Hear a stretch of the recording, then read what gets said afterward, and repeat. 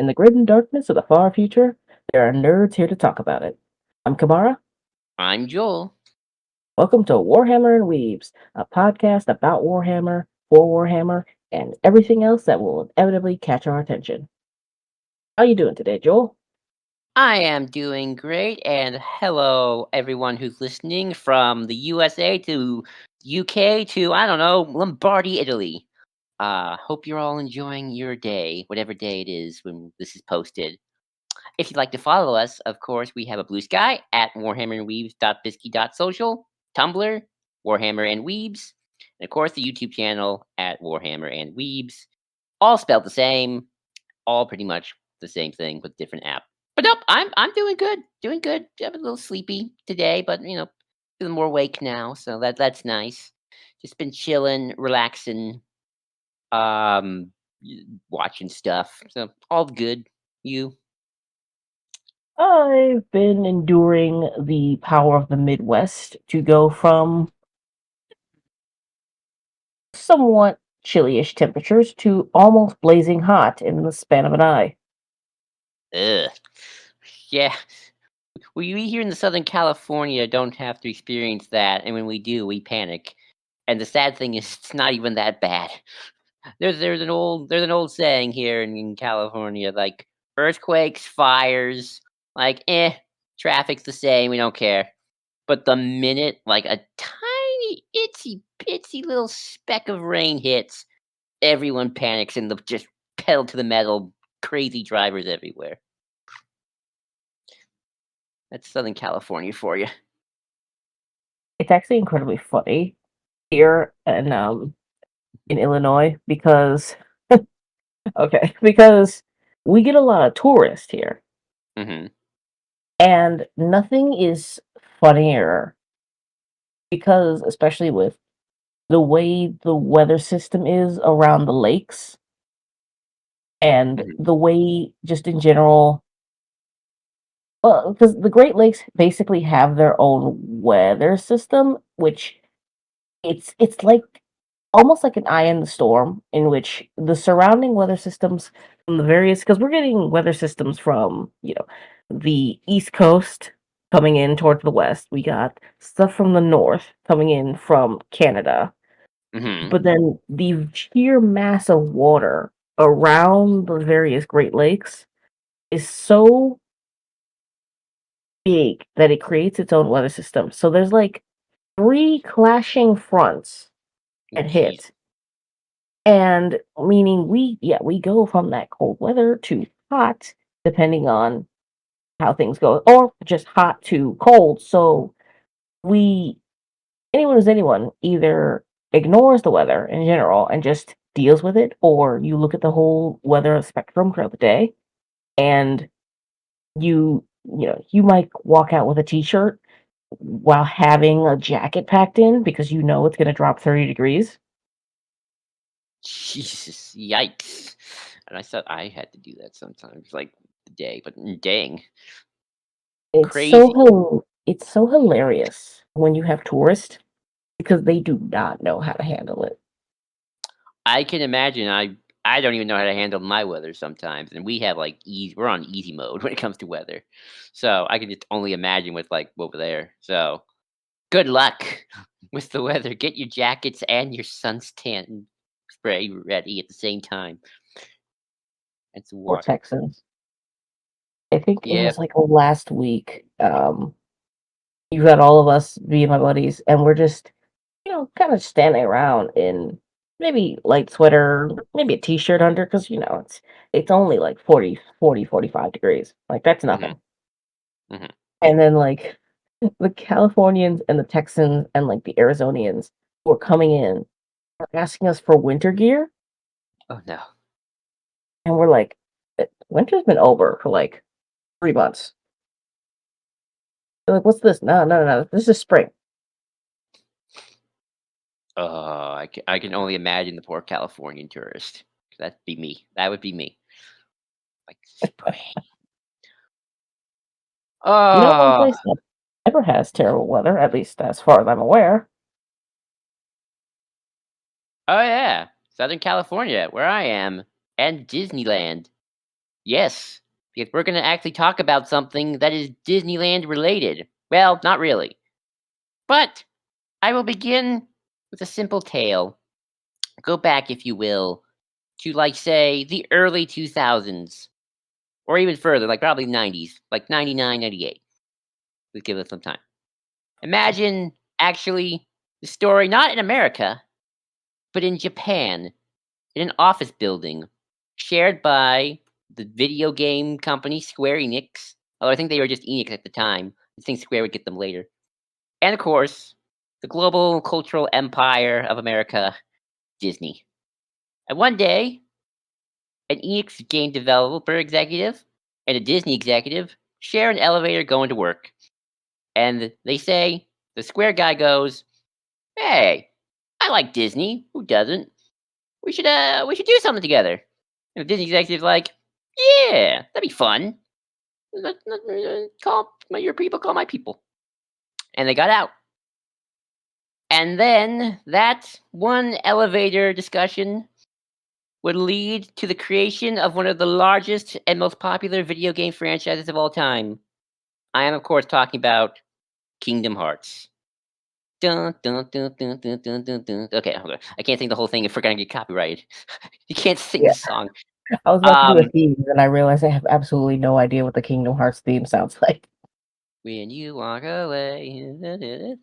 Um, well, actually, it's a couple themes depending on which game, but Simple and Clean is like the go-to for the original. But yes, I am of course talking about Kingdom Hearts, Disney fan fiction, the video game, and if it was an anime, it is my favorite video game franchise of all time. I love it because it hits all my favorite things: Disney, crossover, and sometimes anime, and very fanficky. And it is the greatest thing ever, and I'm here to explain it to you all. All right. So, the first game, so this is part 1. The first game, Kingdom Hearts 1 or just Kingdom Hearts, came out in 2002, I believe. Part 1 of 9 as of now and still going. We begin our tale on Destiny Island. Well, actually, no, we don't begin on Destiny Island. We begin with dreams. Dreams of a brown haired, spiky anime protag named Sora, who's having weird dreams of getting washed up by the ocean and his emo looking white haired friend Riku standing in front of the ocean as he holds out his hand to grab Sora and the other friend, redhead girl Kyrie, who just kind of waves at him from the beach. He open Okay. wake. Yep, that's how the game starts, like with weird psychedelic dreams. And then he wakes up like on a pedestal on like a shard glass mural of somebody he's never met. I think let's see, who's the first princess? It's supposed to represent the heart. Um, I think the first one he's in is just some mural of like various designs. Actually, no, he's on a picture. He's on a mural with the image of Snow White on it. I was gonna He's say it like, has to be Snow White, right? yeah, that's the first one. He's like, and he doesn't even comment of like, who the heck is this person? I've never met this person before in my life. Um, so basically, this is the tutorial of the game where basically you're like, the dream world is like, don't be afraid. You have the power within you. Choose wisely. Also, move up to move the character. Use the joystick to move the camera around. And Sora's having all these psychedelic dreams, and he starts getting attacked by these shadow monsters, and he just slices and dices them. Um, he basically goes through all this thing. He gets asked like weird questions of like, what do you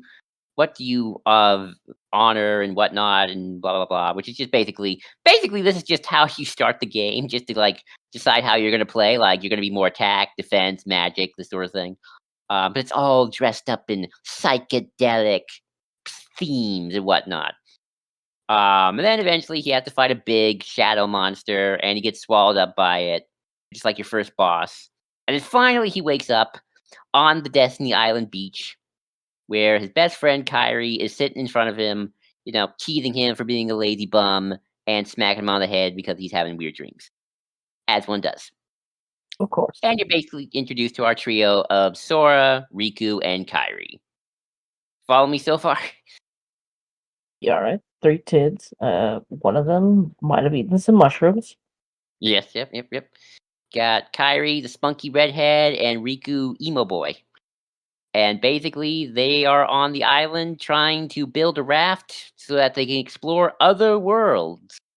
Because they are kids who, for some reason, don't enjoy the peacefulness of their home life and want to run away and not think about their parents, as one does, with anime Huh, pro tags. that's Yeah, actually. Did you there's no reason why they want to do this. They just want to do this. did you ever have that? Like, did you ever have that urge as a kid? Like, No, I neither I did never. I. No, and I mean I had a good home, man. I mean there was always problems, sure, but never wanted to run away. Like what kid? Like I've never met a kid who wants to run away unless there's like something really bad happening at home, and even then it's like Staple of anime, right? Like you always wanna like run away and go find adventure in some distant land or whatever. And it's just like, and there's me, it's just like I kind of just like it here. I don't know. this is why I never can relate to Luke Skywalker. He's like, I want to go out in a galaxy. It's like, no, kid, I want to stay in the farm with Uncle Owen and Aunt Beru. Got a peaceful Okay, life. actually, I will relate to Luke Skywalker because Tatooine sucks.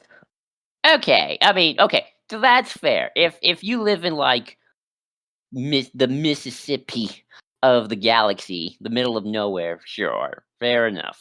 No, no, no. Uh, Mississippi has beauty. Tatooine just sucks. that's true. That's true. It sucks so much that even Luke Skywalker, who I guess comes from like a middle class family in Tatooine, because like when you learn about Lars is like you learn like oh, they're actually kind of more like the middle class because like they can hire people and they have like pretty good lives despite living on Tatooine. Like okay, fair enough. But yeah, like Destiny Island is like it's a nice little island town, right? Like it you don't actually see the town, you just see like the kid area. Like there's an island where like the kids can play by themselves unsupervised, um, without supervision.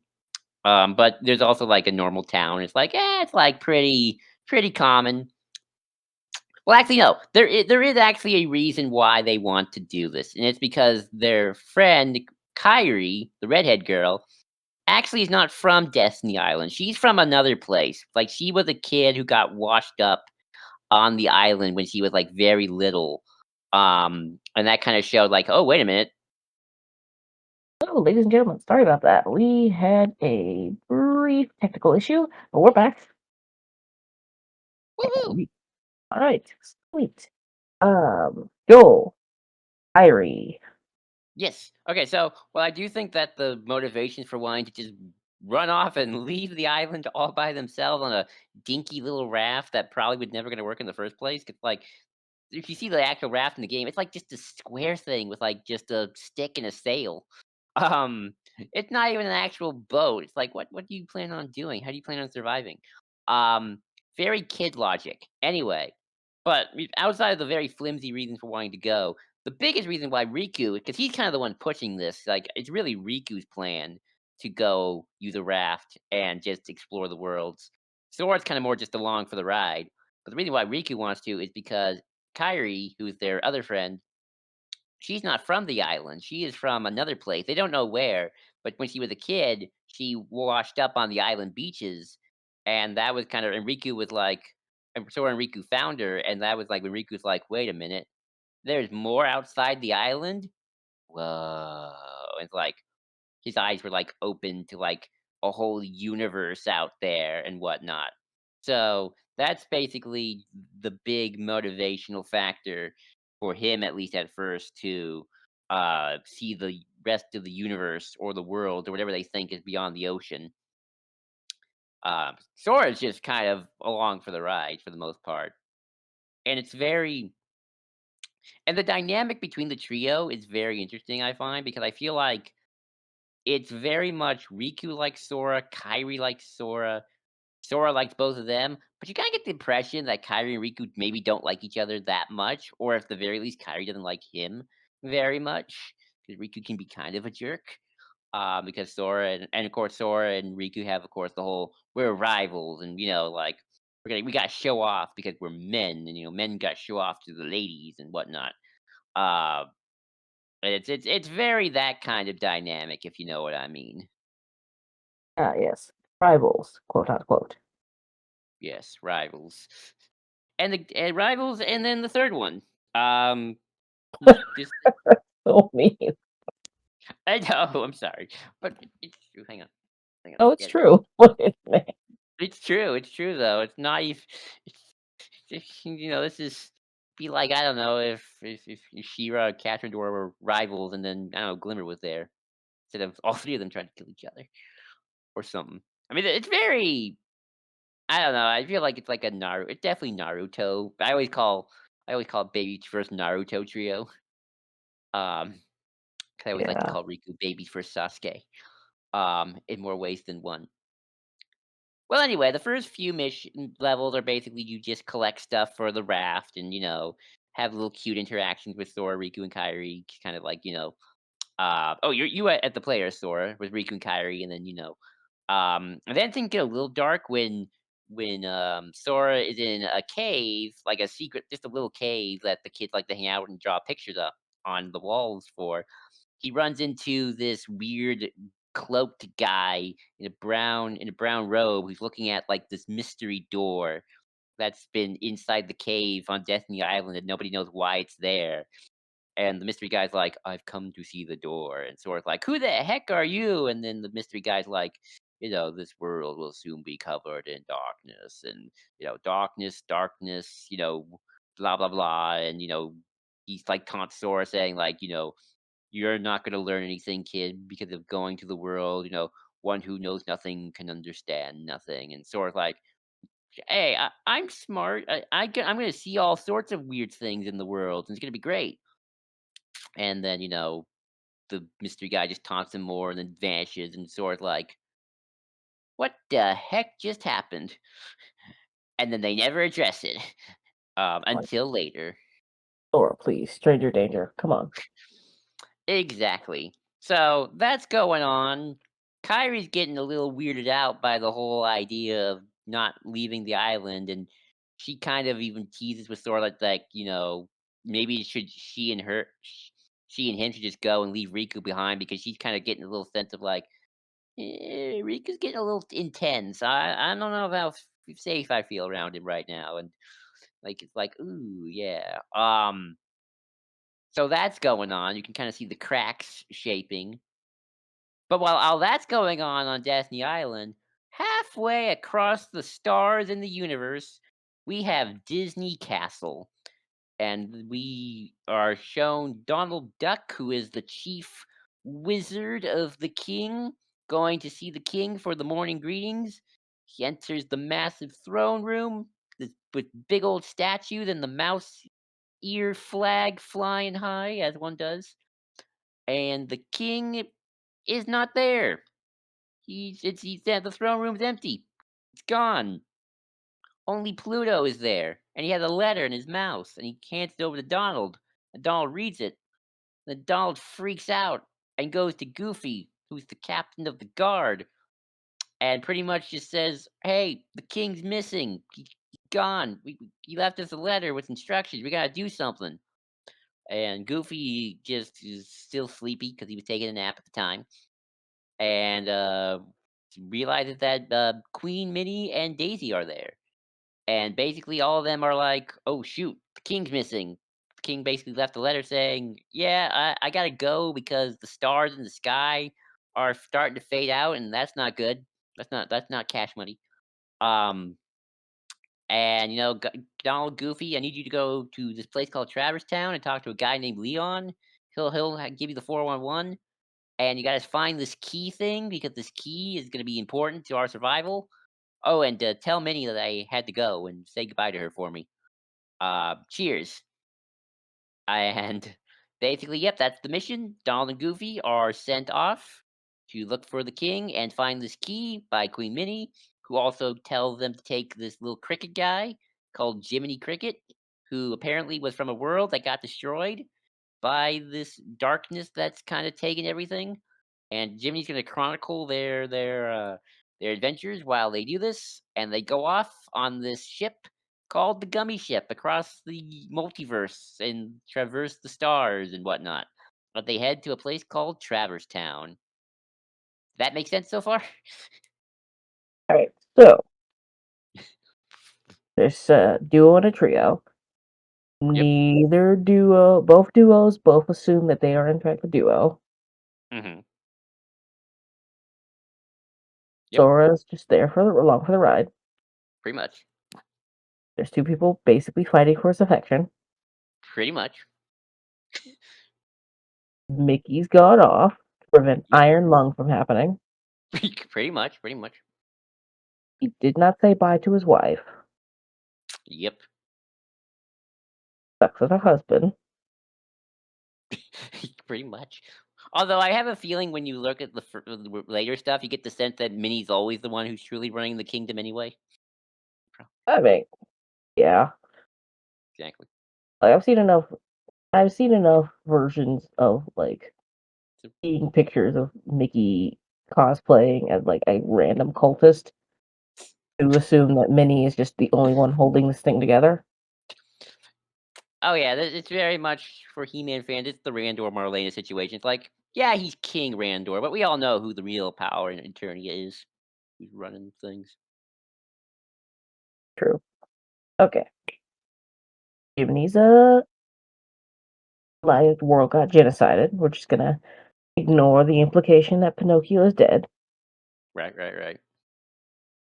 Cool.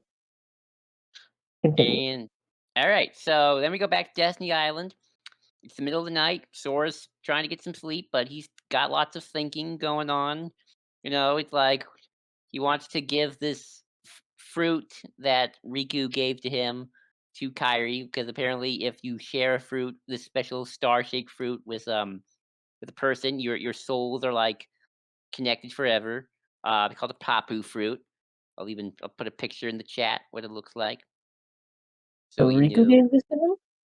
Well, apparently Riku and Sora are teasing. Riku's like teasing Sora with it, with like this. You want to share a Papu fruit with Kairi? Ha ha! Like, and then Riku kind of gives it to him anyway. Like, here you go. Loser kind of situation. Very teasy.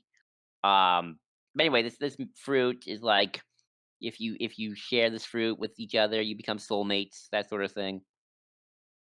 How Um. much do you want to bet Riku wanted to share it? Was just hoping Sora would ask him. Oh, absolutely, 100%. So If this true. was 10 years in the future, it definitely would have been like that. Oh, absolutely. Like, no doubt about it. Like, there's so much underlying tense. Like, when you get to like even the later games, like you just realize just how much more um chemistry Sora and Riku have with each other than even Sora and Kairi do at this point. Where it's like, oh, this game came out too early, man. You can't just go for it. They couldn't go for it. Go for it. Has to be the girl. When in reality, it's like it's the two boys who should probably be having the situation happen to them. Um,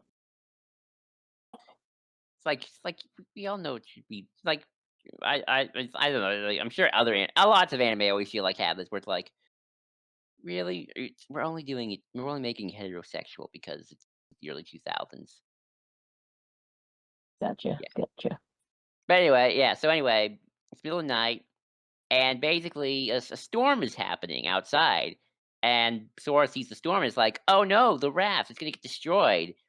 And Sora, because he's a teenager, remember he's only like 14 in this game, the first game, so he's a 14-year-old.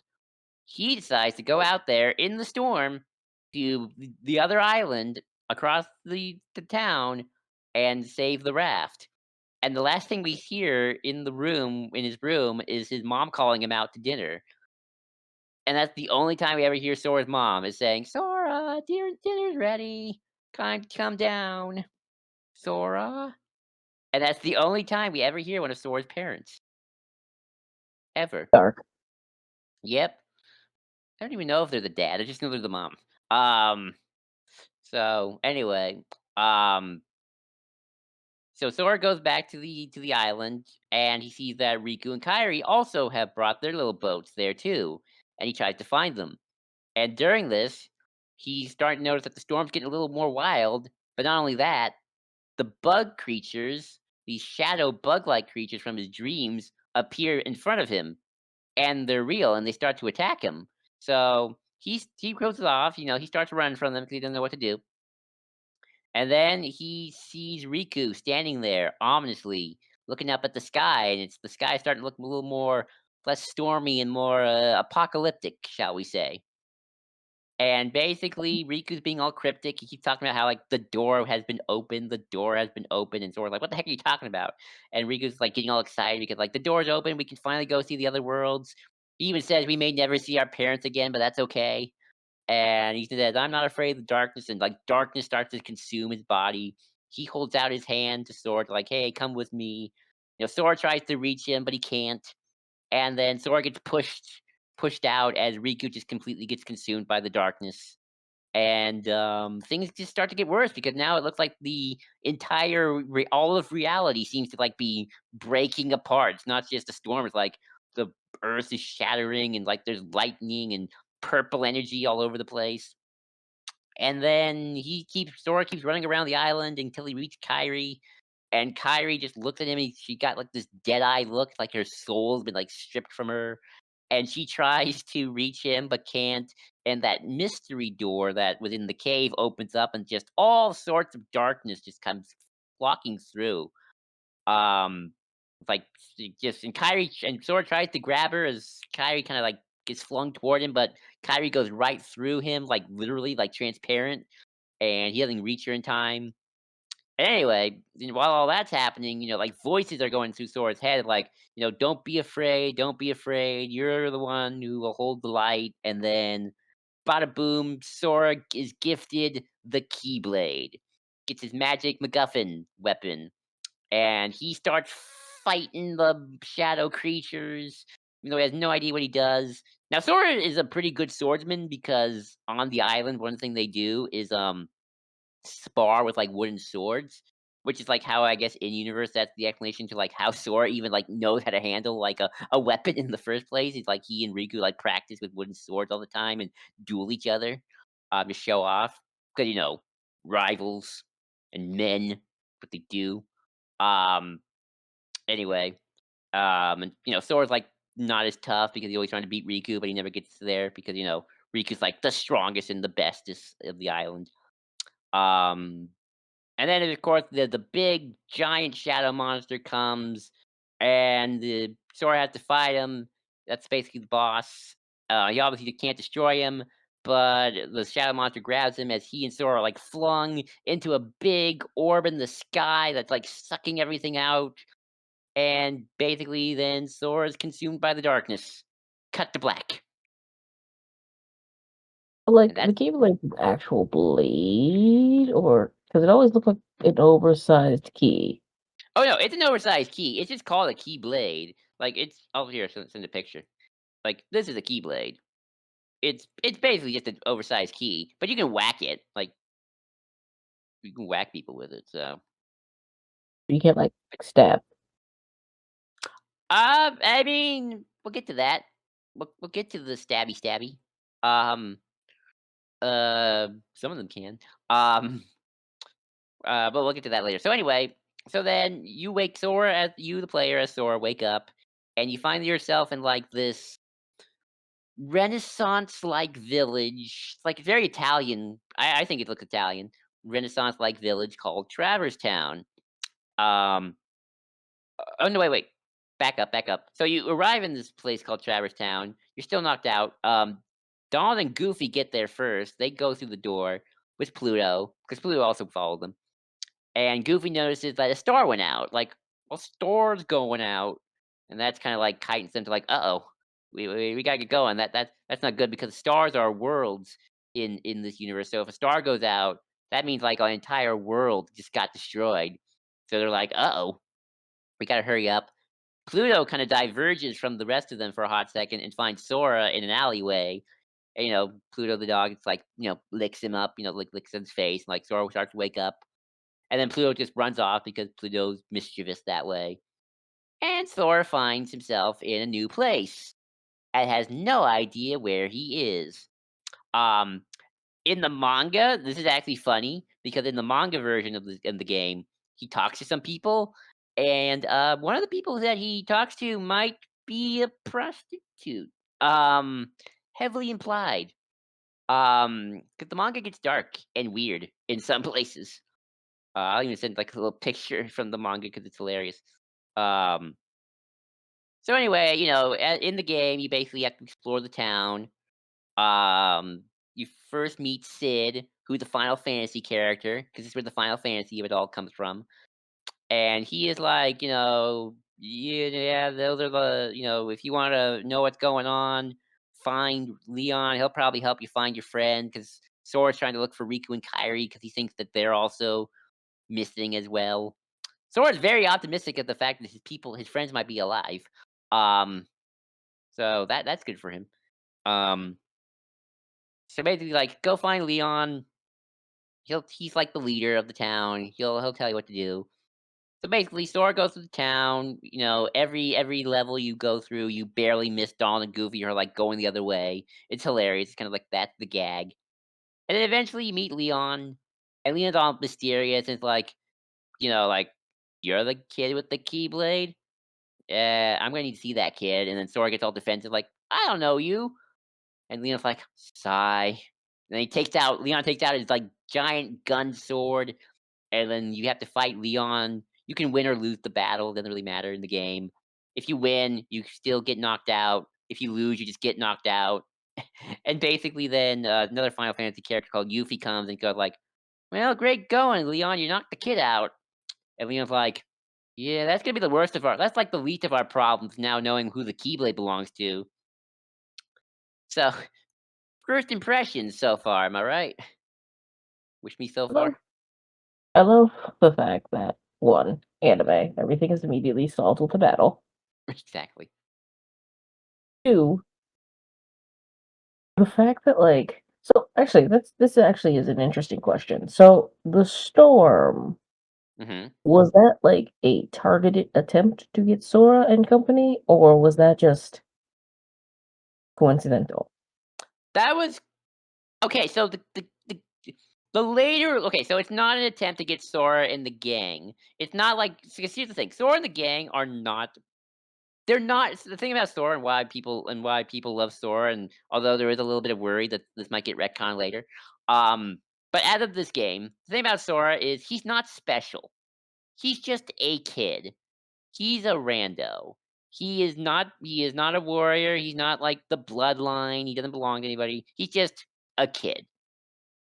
Um, the idea is that because Riku really wanted to leave the world, he might have accidentally opened something that caused the island's apocalypse.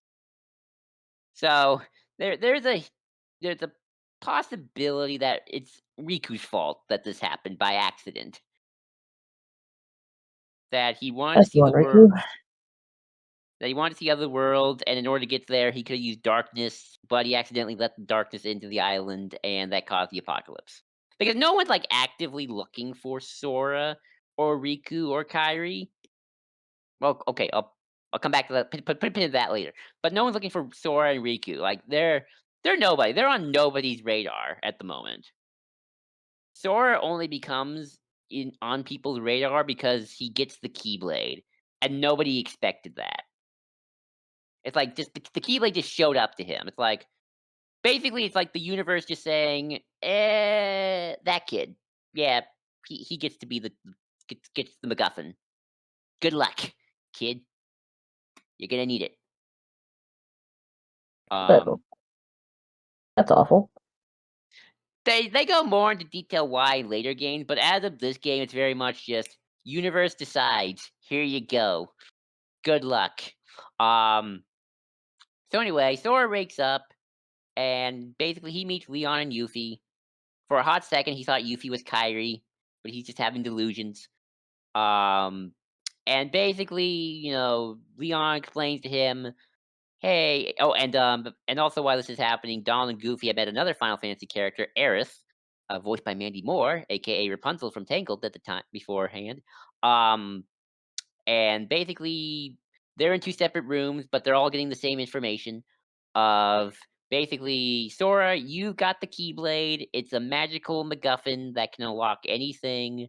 Um, it attracts the Heartless, which are the bug creatures, shadow creatures to you, because they want its light and you want your heart. So they're going to be always chasing after you forever, so long as you wield that thing. Sora doesn't want to really wield the Keyblade, but Leon takes it, and the Keyblade comes back to his hand. So basically, every time, so that's why no one can really take the Keyblade from Sora, at least not yet, because like if it will just go back to Sora, because like nope, that belongs to him. So it's like it just zip, back in Sora's hand. Um, Basically, Sora gets stuck with it. He finds out that the Heartless are these creatures that are born out of the darkness of people's hearts. Um, so basically, anybody can become a Heartless, and Heartless attack other people to make them Heartless. In fact, there's actually a cutscene in the game where you see a Heartless attacking a rando civilian, and then their heart gets consumed by darkness, and they become a Heartless. It's very traumatizing. That guy's basically dead. Um, and only the Keyblade can really defeat the Heartless. Basically what's going on is the Heartless are going across the worlds and destroying them and consuming them in darkness. And the Leon and his gang in Traverse Town are trying to stop them. And one way they're trying to stop them is they're trying to find some reports written by a scientist who used to belong to their world and kind of was their world leader called Ansem, who was like obsessed with hearts and did a whole report on the Heartless. But because their world got destroyed by the Heartless, the reports have been scattered across the winds. So basically, Sora's got to find his friends. He's got to find these reports. And you got to help defeat the Heartless. So he's basically been given his mission objective. So far, so good. All right. Sora's been drafted. Pretty much. Search for his friends. Yep. He's become the magical equivalent of a GPS/tracker device. Yep. You're searching for the scientist, Yep. and Riku might have committed mass murder by accident. Yes. Yes. Never malevolent. Like never malevolent. At least at first. That's you can't just add the last two on the back of that. Whoops. Speaking of which, there's a brief cutscene where we see Riku. He's waking up and he finds himself in like these ruined medieval ruins area, and he's looking around and he's calling out for Sora and Kairi, and he's realizing, oh shoot, I'm all by myself. What's going on? He's freaking out, and the camera pans back, and you see someone with a green hand and purple nails in a black robe looking out towards him, and then cut. So Yes. that's happening. Anyway, so basically, Sora gets the 411, and then the Heartless attack again. Um, Sora follows Leon, and Leon's like, "We gotta find the leader of these Heartless, because there's like a Heartless commander probably here." So Sora goes around the town looking for the Heartless. He's fighting with alongside Leon, and also Donald and Goofy are there. They're also fighting these Heartless. Not quite sure what's going on. Like, they know what's going on because they got told the same thing. And basically, through silly shenanigans of Donald and Goofy team rocketing into the sky and then falling down, they crash land in front of Sora, splatting him, and then realize he's holding the Keyblade and go, "The key!" And then you have your first boss battle with a giant heartless thing with Donald and Goofy by your side. No time to talk, just fight, and then they defeat it. And then it's like, okay, now we have some time to talk. It's Donald and Goofy. They're looking for their king. They have a ship that can go to other places. Leon's like, "Hey, you should go with them if you want to find your friends." Goofy's like, "Yeah, we'll help you find your friends." Donald's more like, "Who cares about his friends? We just need him to help us find the key. We have to say we just we'll just say we'll just help him find his friend. I don't really go care." And Goofy's like, okay." Sora doesn't hear that part, and Sora's like, "All right, I'll go with you guys and help as long as you help me find my friends." And then Donald's like, "Uh huh, sure, whatever." And also Donald's like, "The ship though's gotta run on happy faces, so you gotta be happy, so no frowning nor complaining." And then we get the creepy Sora smile, which launched 1,000 memes. And basically, yep, Sora, Donald, and Goofy, the trio are formed, and they're about to head out across the universe. With me so far? Okay, so Donald and Goofy, Hmm. they're incompetent. Pretty much. Find Sora. Yep. They Shanghai him. Pretty much. Pretty much. The ship runs on orc logic, Pretty much. Yep. and Sora was roomy before K-pop Demon Hunters. Pretty much. Yep. Yep. Pretty much. Gotcha. And then we get to the reason why Kingdom Hearts 1 is my favorite game. We see that someone is watching Sora, or someones are watching Sora, and this new alliance form. For in a creepy chapel area, a bunch of mysterious rogues watch them. Those being Captain Hook, Hades, Jafar, Ursula, and Oogie Boogie. They're all watching him like this new who's this kid, and like he's made of friends with the key.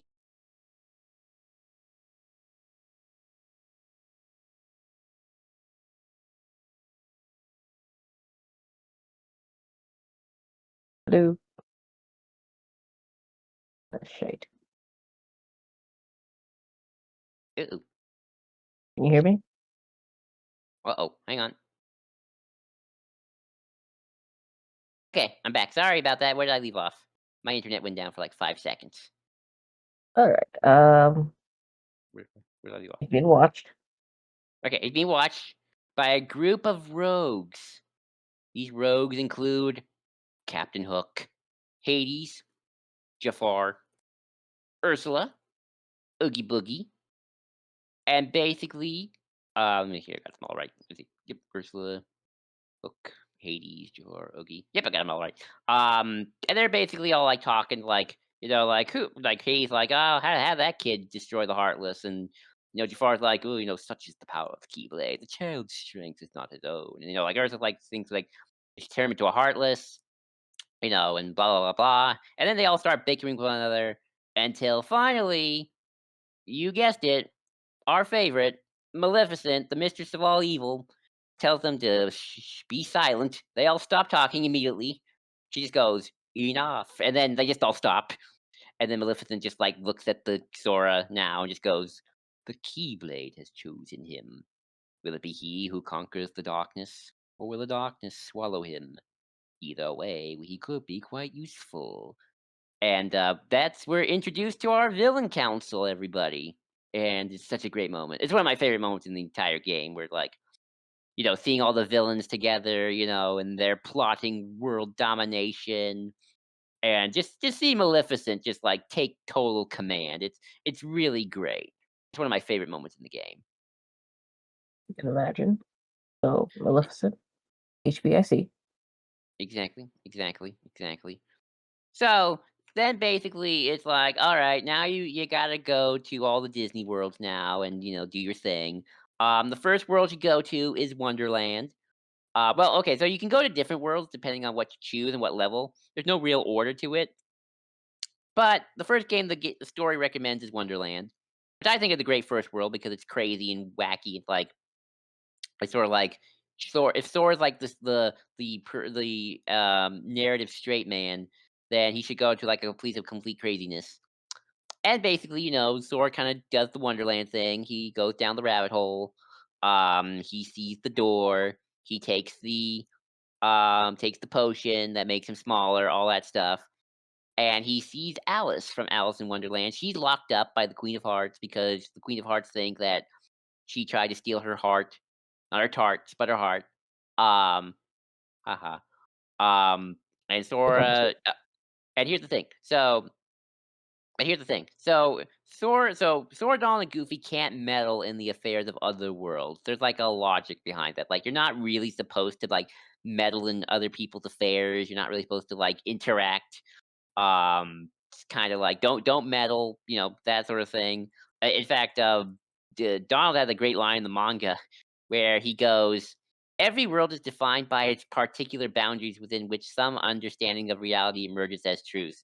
Two truths cannot coexist, and so from the introduction of foreign bodies is conflict and chaos spawned. That's why we limit our involvement in local affairs." Imagine Donald saying Oh, all that. it's that. Oh yeah, it's that line. It's that block of text where it absolutely does not sound like Donald should be able to say that. Exactly. Um, the manga's great because it has Donald say that, and then he also says swear words. Um, so it's great like that. So anyway, so basically, but yeah, basically the TLDR is you can't really meddle in the affairs of other worlds. Like the Disney characters are not allowed to meet. Aladdin, Hercules can't hang out. That sort of thing. Like they all got to stay separate. But because Sora can knows that this is the Heartless doing, he of course meddles and tells the King Queen of Hearts like she didn't do it. I know it. And the Queen of Hearts, being the Queen of Hearts, is like, and do you have any evidence? And Sora's like, no. And basically, you got to find evidence that the Heartless took the heart, or tried to take the Queen's heart and help Alice out. Alice says, "Hey, help the Cheshire to ask the Cheshire Cat. The Cheshire Cat might know." So they do that. They beat the Cheshire Cat. Cheshire Cat's all, cryptic and weird about it. And then you basically find the evidence, and at the end of the day, the Queen of Hearts is still like, "My kingdom, my rules, so off with your heads." And you basically fight the card guards in Alice in Wonderland, and basically you knock out the Queen of Hearts, only to realize, hey, wait a minute, Alice has gone missing. Where the heck is Alice? And basically, you look for Alice for a little bit until you battle a giant Heartless that the Cheshire Cat knows about and is very cryptic about. So basically, you do the Alice in Wonderland boss battle, and then the Cheshire Cat's like, "Oh yeah, Alice is gone. She's not even in this world anymore. She got taken by the darkness. Bye bye." Um, and that's it. And then the doorknob from Alice in Wonderland, yawns really loud, and the Keyblade is attracted to that, and basically fires a magical beam into the doorknob's keyhole mouth thing, which don't think too hardly about it, and then you hear a click sound, and Thor's like, "What the heck just happened?" Um, and basically that's well, and then the gang's like, "Well, nobody here. Let's go to another world." And you go to another world. And that's just world 1. I imagine it's very rinse and repeat. Yeah, pretty much. Then can go to Tarzan world. You basically do the Tarzan story. There's a little bit of a subplot here where Donald and Goofy, or no, not Donald and Goofy, Donald and Sora get mad at one another because Sora's like, "Hey, let's go to this place," and then Donald's like, "No, it just looks like a barren jungle," and Sora's like, "But my friends could be there," and then Donald's like, "I don't care. We're not going," and then they fight over the gummy ship, and then they crash land, and then they get separated, and then when Sora meets Tarzan, he's like, "Hey, I'm looking for my friends. One's named Donald," and then he's like, "Oh wait, I'm mad at Donald. I'm looking for Riku and Kairi." Um, and basically, there's a subplot of like Donald and Sora not being mad at each other. Um, there are also like two little things in this world of Sora sees Kyrie walking around like a ghost, and he's like, "What the heck is that?" And then another little subplot of when Sora sees an image of a castle, he's like, "Huh, that's strange. Why did that castle look so familiar, even though I've never seen it before in my life?" Um, And then basically, the rest of the story plays out. Clayton wants to kill the gorillas, but he teams up with the Heartless because the Heartless are like, "Yeah, we'll help you." Well, the Heartless don't really talk, but it's like his darkness in his heart allow him to command the Heartless and hunt the gorillas down, as one does. Unfortunately, he does not get hanged. He gets instead crushed by a giant heartless lizard um, that you kill in the final boss. Yeah, he gets crushed by this giant thing right Hmm. here. But cinematic. Yeah, unfortunately. You basically see the gorilla's nest. You then seal this keyhole looking thing in a tree covered by butterflies. And Donald and and Sora forgive one another for being harsh. And then Donald's like, yeah, sorry. I was kind of mean. And Sora's like, yeah, I'm sorry too, Donald. And then, Goofy's like, yeah, all for one and one for all. And, hugs and whatnot. Every world kind of had like a little mini story in it. Um, but after this level, you go back to the villain council, and the villains are like, "Hey, why'd the Heartless go to that world?" And then Maleficent's like, "Because the Hunter darkness and anger drew them to him, but the power was too much for him." And Jafar's like, "A weak-hearted fool like him with no chance against the Heartless." But then Jafar's also like, "But the boy's a problem. He found one of the keyholes." And then Maleficent's like, that don't forget about the keyholes. It'll take him ages to find all of them. And also, our bigger plans are coming to fruition. And Nurse is like, yes, the princesses. And, Maleficent's like, they're falling into our hands one by one. And then, poof, we know that Alice is there. So we know now that Alice has been kidnapped by the Disney villains because she's a princess of something. We don't know what yet, but she's a princess. And she's been kidnapped by them. Dun dun dun. Interesting. Okay, so you got. So, Oh, yeah. all right. So, question. So, okay. Well, first, what I'm understanding is we really need Chris Hansen. Yes. Yes. Yes. There are way too many adults with far too much interest in these children. Yes. So, these worlds that Sora and Donald were going to, Hmm. um, And Goofy. Don't forget Goofy. Dora, Donald, and Goofy. and Goofy, do they do they both do they remember the concept of the Heartless? So the idea, so no, the idea is that the worlds are actually not supposed to know anything. The idea is that the worlds are separate, that they got boundaries, and they're kind of like little dimensions within themselves. The Heartless are breaking these boundaries, and thus roads that are connecting the worlds are forming. So where the worlds were once separate, the Heartless are now destroying those boundaries and causing all sorts of chaos because of it. Um, but they're still kind of isolated. It's very interesting where it's like even worlds that don't really see the effects of the Heartless, you can kind of feel like there's still like a looming apocalypse happening. It's just they're not aware of it at the time. But nobody really knows what's going on. Only a select few really do. But like no one really knows what the Heartless are or where they're So, coming from. in the terms of Tarzan Yeah. and what's happening there, Hmm. is this like a Matrix situation where it's like Clayton actually dies to this heartless monster, but like there's a Matrix memory shuffle that makes everyone think he got hanged? Oh, no, no. Okay, I guess I should probably say Kingdom Hearts is its own canon, its own continuity. Um, so it's not like the Disney history is the actual history. It's like no, this is its own continuity. Like a version of sometimes the movie happens, but no, this is the version of the movie where basically instead of getting hanged, he gets squished by uh by lizard heartless thing. Um, Alternate some dimension. Yeah, yeah. Because sometimes Kingdom Hearts 1 is actually pretty good at not redoing the movie. That's where later games come in, unfortunately, where it's like a little too much like just let's just redo the movie. Kingdom Hearts 1, when you visit the worlds, it's the original story. Sometimes you'll have certain beats from the movie, but for the most part, it's like its own original story. Um, Sometimes to a point where it's like the movie can't happen because of certain continuity things. Um, But, for the most part, it's its own story, so there's no, like, "This is actually the movie version.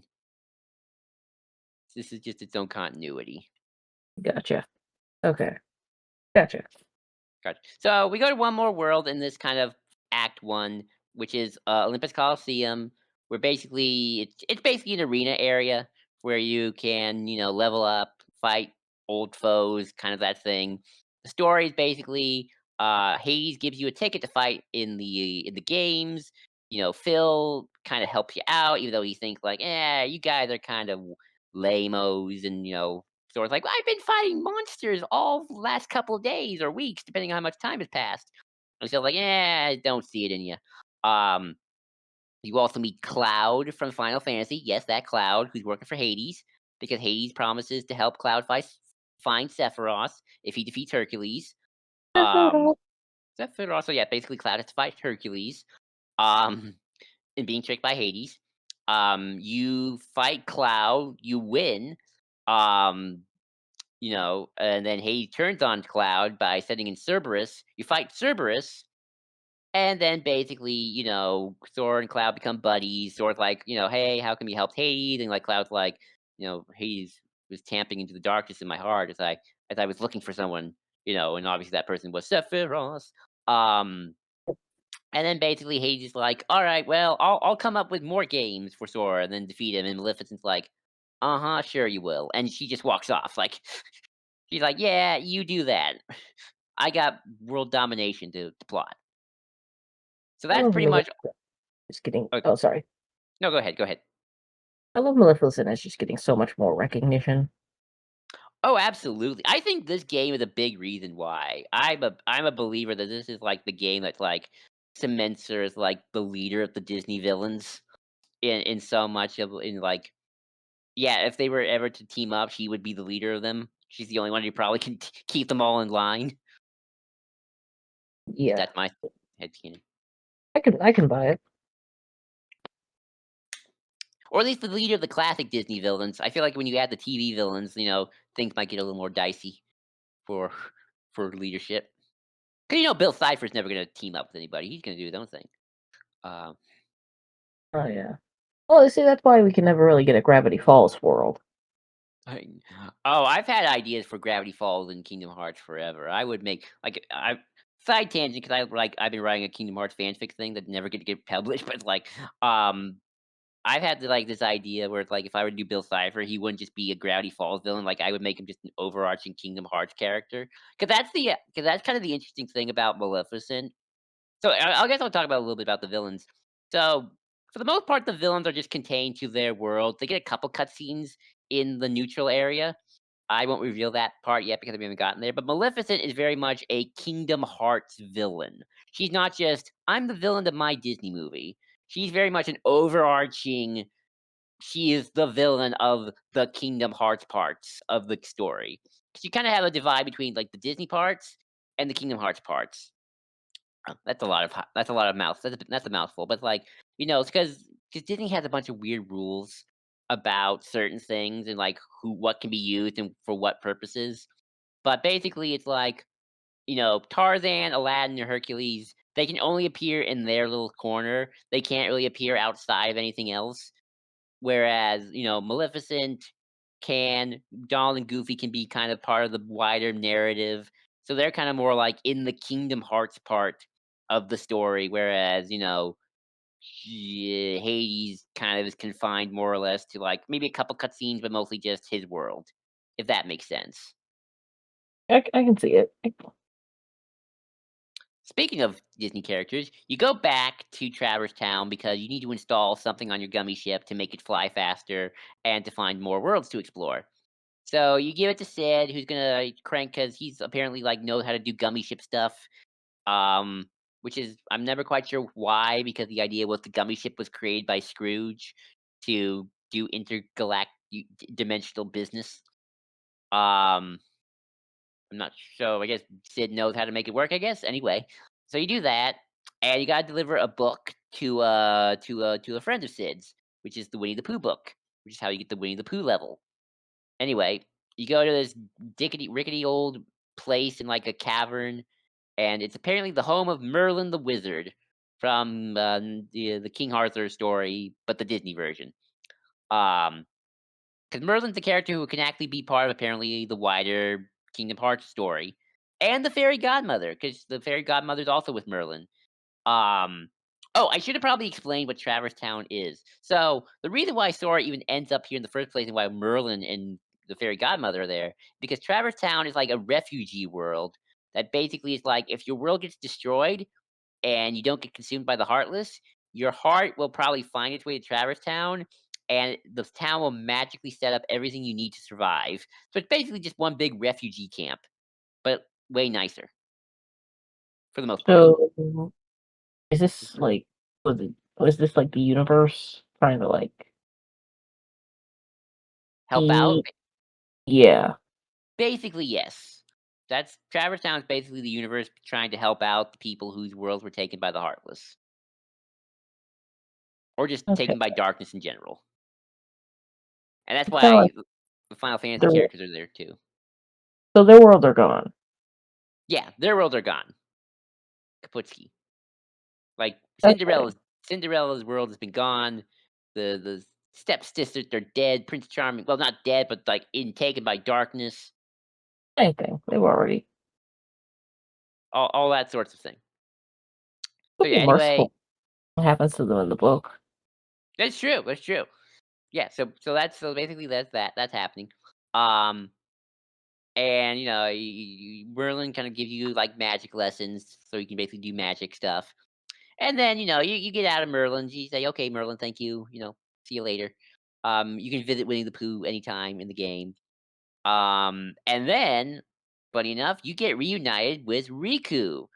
And Sora's like, "Oh my god, Riku, you're actually alive." Wait, gotta make sure you're real. Like he touched Riku's face and pinches his cheeks. It's like, "Yep, you're real. You're good. You're the real deal." And Riku's like, "Yeah, I've just been, surviving, doing stuff, being awesome because I'm Riku and I'm awesome." And Sora's just like, "Oh my god, Riku!" And like Donald and Goofy are just like not impressed. Well, Donald's not impressed. Goofy just like, "Nice to meet you," because he's Goofy. Because Goofy's still pretty cool. Donald's just like, I don't care about him. I don't like him. I don't like him. Anyway, Riku is like, oh, silly Sora, silly Sora. Don't worry. Now that Riku's here, I'll protect you from all the things. You don't have to worry about me. I know this. And then Sora just like shows off his Keyblade because his heart was about to attack, and it's like, who's defending who now? And then Riku kind of gets all a little grumpy, like, ow, what's that? And then Sora's like, I have this cool ship, and these two guys, Donald and Goofy, they're here to help me out. And Riku's just like, uh-huh, I see. Um, and then Sora's like, hey, you could come with us. And then Donald's like, no, I don't want him coming here. And then Sora and Donald get into a big argument. And then, Sora looks up, and then poof, Riku's gone. Like, Sora's like, hey, where'd Riku go? He's really nonchalant about this, where it's like, Riku's gone again. But Sora kind of like mentally logics it and like, well, at least he's alive, so yay. Maybe he's just somewhere in town. Uh, Sora. Sora. yeah.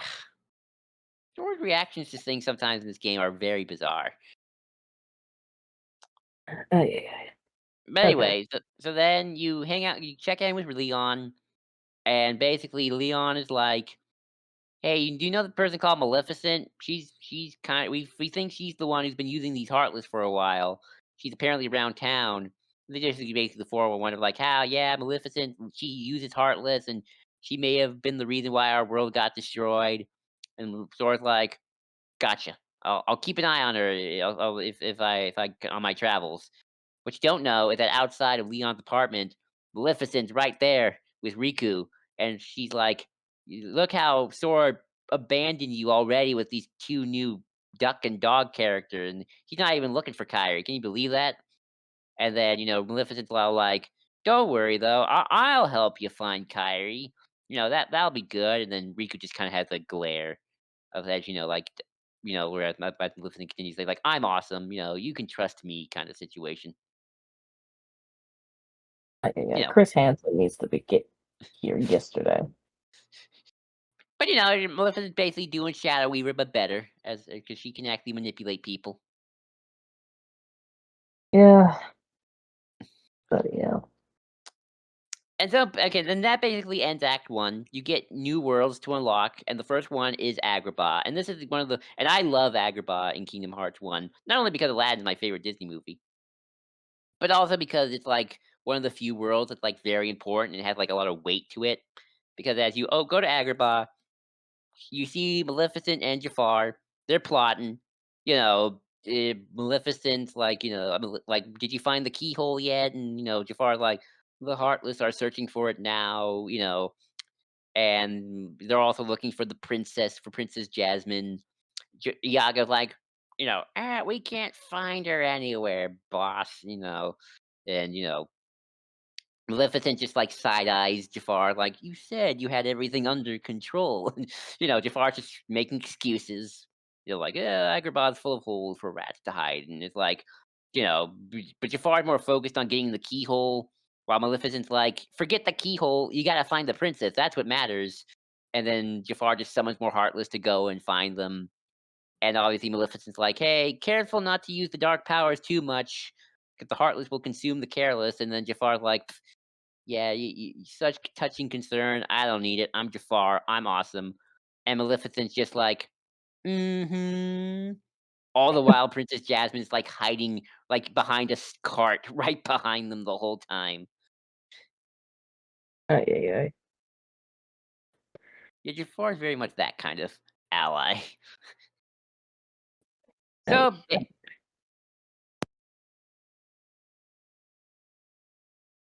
Hello? oh no, I'm here. I'm here. Oh, Sorry. I made a weird noise. Okay. Okay. I think we're still setting strong. Good, good, All good, right. good. Okay. All right. Continue. So basically, you arrive on Agrabah. You meet Princess Jasmine. She tells you that Jafar is hunting her down. Jafar sees them.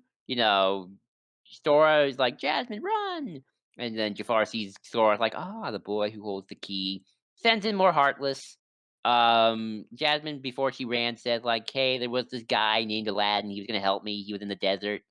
Um, so basically, they gotta fight some Heartless. They go to the desert. They see Carpet. Carpet's like, hey, follow us. Go, help us out here. Um, they go to the desert. They see Aladdin. He's sinking in sand. They gotta fight some Heartless, but before they do, Aladdin gets out the lamp, like, genie, help! And then, bada boom, bada bing. Here comes the genie, not voiced by Robin Williams, but voiced by the voice of Homer Simpson from The Simpsons. Um, and basically, genie's like, does his thing.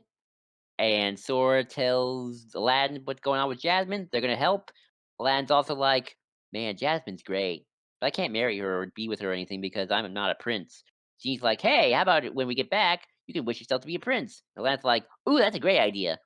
So they think about doing that as they head out. But basically, they can't because they see that Jafar has Jasmine captured. Aladdin's gonna wish that Jasmine gets set free, but before he can, Iago swoops in, takes the lamp from behind Aladdin's back, and gives it to Jafar. And now Jafar has the lamp, and he and Jasmine go off, and basically you gotta fight some more. I'm just basically describing the level at this point. You gotta fight some more, and you gotta go to the Cave of Wonders because that's apparently where they are. And Jafar in the Cave of Wonders basically wishes to find the keyhole. That's wish number one from from Jafar. He finds the keyhole. He gives Maleficent, Princess Jasmine, or about to give Maleficent Princess Jasmine. But reports that Sora's interfering as usual. Maleficent's get annoyed by it. But Jafar suggests, hey, how about you just tell Riku what's going on? Doing so might be proof useful to our cause. And Jafar, Sword Donald and Goofy find Jafar and Maleficent. Maleficent yeets out. She's like, I don't want to put up with him right now. Lad's like, hey, Jafar, let Jasmine go. And Jafar like, nah, because Jasmine's apparently a princess and apparently one of seven who has the power to open a door. And that's important because even Donald and Goofy are like, open a door. Jafar wishes the genie to kill or attack our heroes. You do a boss battle with Jafar while Genie tries to attack, but he does it so gently, and it's like, sorry guys, run left, right. Um, That doesn't work. Eating. I know, exactly. And then Jafar, of course, does the classic, I wish to be an all-powerful genie, you know, typical Jafar becomes a genie. I love in the manga where Jafar becomes a genie, he gets all the power and he's like, forget Maleficent, I can control the universe myself. But of course, as usual, it fails. And basically into the lamp he goes with Iago, and bada boom. But unfortunately, Jasmine has been kidnapped while you were doing that because you were fighting in a different chamber by a mysterious person, totally Riku. Um, Riku kidnapped Jasmine, and yeah, Jasmine's missing, and you gotta get out of there. And Sora's like, "Don't worry, Aladdin, I'll find Jasmine for you. You can't really come because Disney says you can't be part of the main storyline." And Aladdin's like, "Okay, but good luck, Sora. Find Jasmine for me." So basically, now you gotta find Alice, Jasmine, Riku. Well, you already found Riku, Kairi, and the King. I actually like how again in the manga, because the manga I think it does a better job of kind of like dealing with like more of the emotional stuff that kind of happens because it's the game. While the game doesn't really go into like the emotional stuff of like the list of people Sora just has to find keeps growing and growing and growing, and it just gets more frustrating because like, dang it, we're not making any progress. Um, so yeah, that's Agrabah, and then you cut to Maleficent's lair, where basically, yeah, Riku admits that he kidnapped Jasmine for her for Maleficent, and Maleficent's like, "All right, good job, and here you go. We found Kyrie. Yay! Captain Hook will take you on his ship." And of course, Riku's still like, "But why are you helping me?" And, Maleficent tries to pretend to be like, "You're like a son to me." She literally says those lines. Like, she says, "You're like a son to me. I only want you to be happy." And then, Rika's like, "Yeah, I doubt that." And then, Maleficent's like, "Ah, believe what you wish. But remember, I kept my end of the bargain." And Rika just kind of be quiet. It's quiet, like, fine. He just goes with Captain Hook anyway. And then Maleficent just kind of just stares at him like, "Yep, it's all falling into place." Wish me so Yeesh. far? Any questions? I'm just like, okay. Okay. I will reiterate.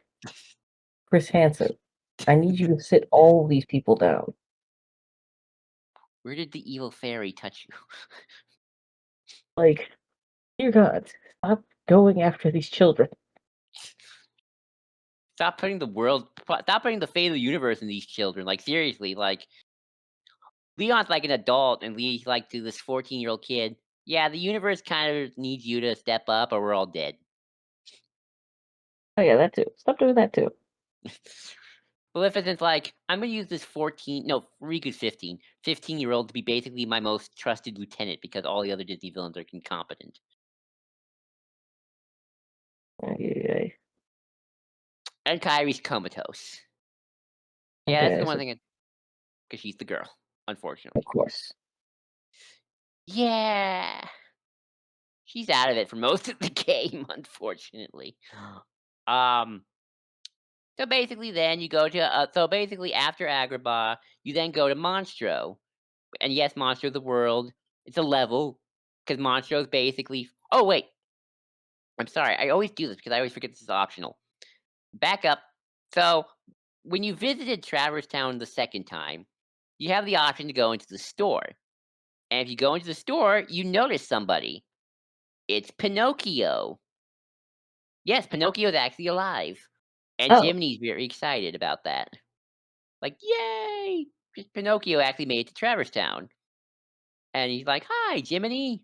How what you?" Like, "Pinocchio, what are you doing?" And Pinocchio's like, "Nothing." And then his nose grows. It's like Jimmy's like, "No, what I told you about lying.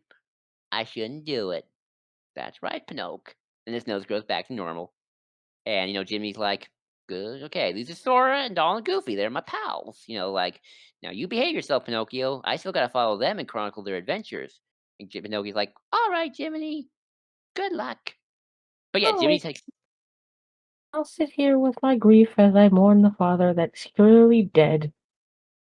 well, so to go back to that, actually, no, Geppetto's alive. He's just in Oh, Monstro. But oh, Monstro is just flying across the space and time. oh yeah, I forgot that is a level, isn't it? I think I've seen Yes. that. So yeah, so Geppetto's alive. Pinocchio's somehow got to Monstro through magic means. They don't really explain how. Here's the thing about Kingdom Hearts. They explain just enough, but they don't explain a lot of the technicality. So the magic system is pretty much just complete like, I don't know. We don't really need to explain it. Just here's the basics. How did Pinocchio get to Monstro? A cube, a thing. Yeah, that's pretty much it. Um, so pretty much they find Geppetto and Figaro and Cleo and all the gang, and Sora's like, "Hey, we can help you get out of this." Oh, sorry, here's my mic. We can help you get out of this whale for you. Um, but of course, Pinocchio being Pinocchio, he wanders off because he sees something, and then they had to go chase him. And apparently, Riku is there, and Riku is like, Riku, what? Zora's like, Riku, what are you doing? Stop playing games. And like, Riku's like, I thought you liked games, or are you too cool to play now that you have the Keyblade? So Riku's being all annoying, like, you look at you, Sora, you're so tough. You got the Keyblade, and look, what are you, some sort of hero thing, like blah blah blah. And it's like, yeah, well, what are you doing, Pinocchio? And like, yeah, me and Pinocchio are just playing hide and seek, and basically Riku takes Pinocchio, and the two run off, and like, you got to chase Riku down the bowels of Monstro.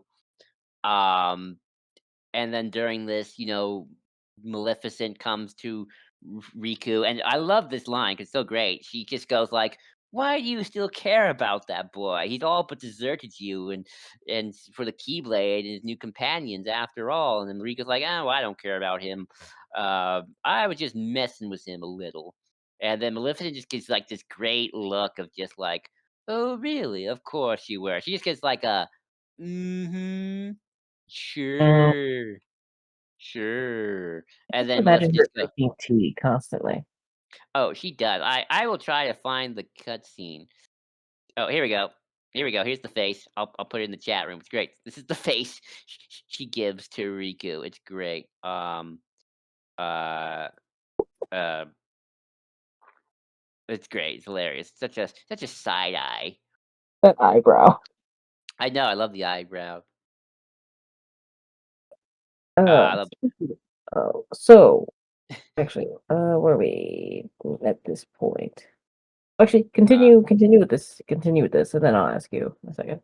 okay. So basically, then Maleficent's like, beware the darkness in your heart. The heartless prey upon it.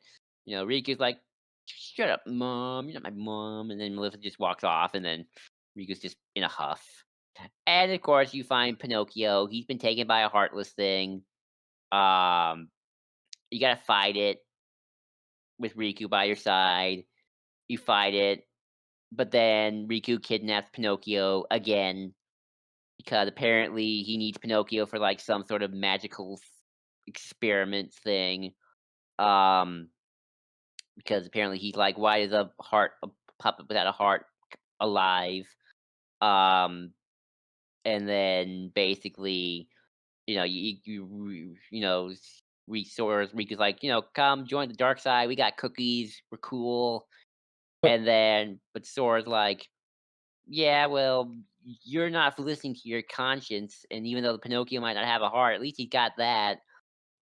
Pinocchio think he's dying, but he really isn't. He's fine.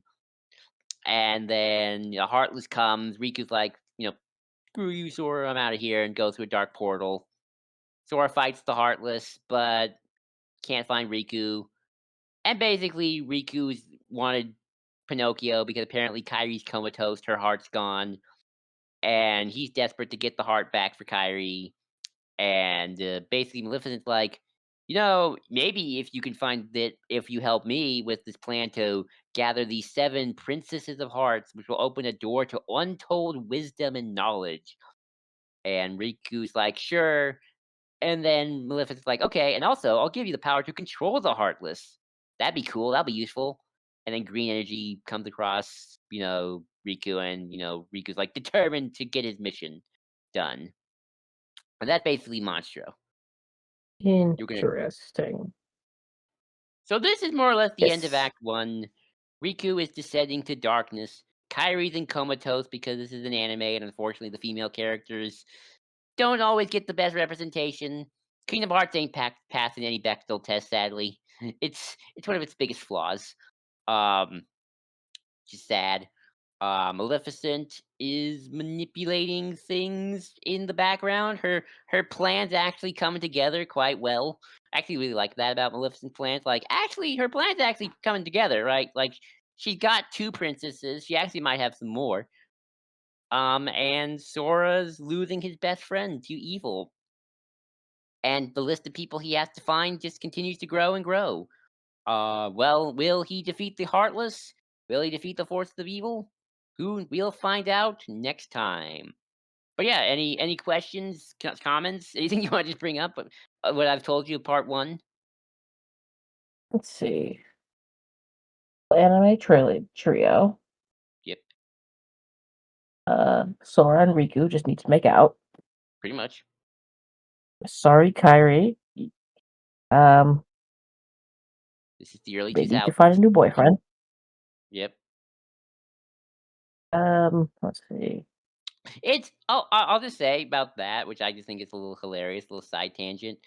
It's so funny this game really wants you to think that these two boys are fighting for Kyrie's affection, because, like, that's Riku's whole thing is, like, he's acting like, "I'm doing this for Kyrie. You don't care about Kyrie, but I do."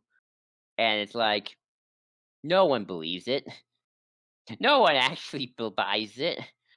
No one in the fandom does, at least. I can believe it. That's true. Look, you gave me a special fruit, man. Like, you know Riku wanted to take Sora to some distant world. Like, he was willing to drop Kyrie. Oh, Kyrie's absolutely. willing to drop Riku. Exactly. Exactly. Honestly, that's the version of Kingdom Hearts that would have been awesome, right? Just Sora's in comatose. It's those two fighting over him. Yeah, yeah, that would be. Just honestly, that would be great. Here's the thing: if it was 20 years, if it had been made 20 years later, like today, that would have been. That could have been. Well, no, because Disney is still involved. True. I have a question. You've seen Amphibia, right? I've seen bits, pieces, and memes. Well, apart from the fact that Bill Farmer's in both of them, aka the voice of Goofy and Hop Pop, um, which blew my mind when I found that out. Um, what was I gonna say? It Sora, Riku, and Kairi, or at least Sora and Riku, have a very Anne and Sasha vibe, except if they were guys.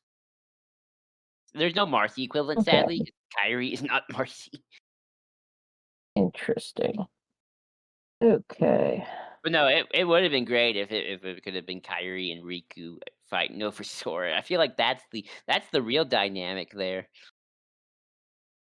It's a far more interesting one, I think, because it would, gender norms, change expectations. Female heroine or female villain, no, but like I Riku was could be gonna the say good one. female villain. Yeah, It was a female villain. yeah. There's only one female villain so far in the entire series. She's great, but yeah. Well, actually, no, two. Sorry, no, three if we count Ursula. And well, one main, two main female villains who are not just the Disney ones. Main villain, but yeah. Yeah. Uh, I mean, hashtag putting Kyrie villainous 2026. there is a fan fiction out there, but that'd be interesting if we could try that out. Yeah, that'd be funny. And also it'd be funny just to have Riku, Donald, and Goofy. And like that's the dynamic, right? Like emo kid and like the two happiest Disney characters. Um, but no, it's great. This is my favorite version of Maleficent. Um, it's like my second favorite version of Goofy because like I haven't really gone into it yet, but like there are moments in here where like Goofy's like legit wise. Like it's actually Goofy's the wisest of the trio of Sora, Donald, and Goofy by a mile, which should either be alarming or I mean, interesting. yeah, it kind of makes sense because Goofy is because you got the protect kid, and then Donald's a hothead, so it's like you gotta have at least someone with common sense. And Yeah. Goofy, well, actually, when did Goofy movie come out? Oh, I think that was before I think it was way before Kingdom Hearts, or, like, the mid-90s. I'm gonna say because at this point, Goofy movie has already come out, so like we already know that he's silly. Yeah, it's 1995. Yeah, he's silly, but like we know he's a good father and he has his own little bit of wisdom. So it kind of tracks to take kind of a fatherly role for Sora. I always know in my series and stuff, I always like to make Sora like a surrogate son. It's funny because in the fandom, we always call Donald and Goofy Sora's Disney dads because they kind of are in later games. Oh, that's progressive. Yeah, I mean the fandom itself is pretty progressive. I mean, we always ship Riku and Sora, we love shipping, you know, all the guys and all the gals and whatnot. Look, Sora has two hands. Exactly. That's what we love to do in this fandom. But yeah, that is Kingdom Hearts Part 1 of 2 for Kingdom Hearts, the first game. This is just still the first game. So the things get darker from here as the forces of evil continue to build. Alrighty then. Well, this was fun, interesting, and I am eager to see more. And hopefully you guys are too. So, if you remember our various plugs in the beginning, go ahead, take a follow. If you're a bit of an audiophile, you can listen to this podcast on Amazon, Spotify, Apple, or wherever podcasts can be heard, as you probably are, because hopefully you're listening right now. And next week, we will probably be heading back to Warhammer because we gotta percolate this a little bit. Yeah, yeah. Let it ferment. Let the juices really gain their flavor. Because Kingdom Hearts, it be dense It do be dense. and it will be fun. And that said, I'm Kimara. I'm Joel. This has been Warhammer and Weebs. Thanks for listening.